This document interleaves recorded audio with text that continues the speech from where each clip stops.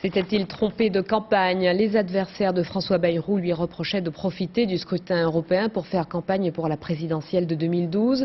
Aujourd'hui, ce sont de ses propres rangs que montent les critiques et surtout, beaucoup s'interrogent sur le choix fait par le président du MoDem en toute fin de campagne d'attaquer son principal concurrent, Daniel Cohn-Bendit, sur un terrain très personnel. Caroline Leginter. Aujourd'hui, au siège du MoDem, François Bayrou est resté invisible. La défaite s'avère très indigeste. Déjà hier soir, le président du mouvement centriste est resté enfermé 2 heures dans son bureau avant de s'exprimer devant les militants. Une déclaration aux accents de mea culpa.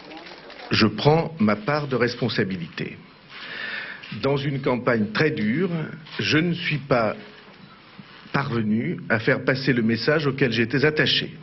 Je me suis laissé entraîner dans une polémique excessive qui a troublé. Mais au sein même du MoDem, des voix s'élèvent pour remettre en cause sa stratégie de campagne, fondée sur son opposition systématique à Nicolas Sarkozy. Il y a eu une trop grande médiatisation autour de lui.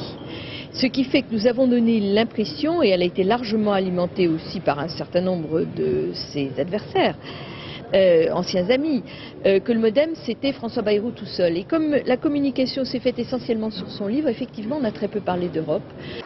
François Bayrou, un brin trop nombriliste, la question est écartée par ses fidèles lieutenants qui préfèrent montrer du doigt l'abstention et le vote apolitique. C'est comme ça qu'Europe Écologie d'ailleurs a réuni beaucoup de suffrages au fond sur l'apolitisme. C'est un vote citoyen, je l'ai qualifié tel que, mais je crois que c'est assez juste. C'est pas un vote de parti politique, c'est pas un vote partisan au fond.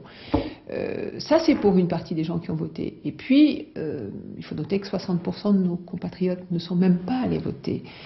Un an après sa défaite au municipal de Pau, le président du MoDem doit faire face à un nouveau camouflé. Le 3e homme de la présidentielle, devenu le 4e des européennes, ne brille plus sous les feux de la rampe.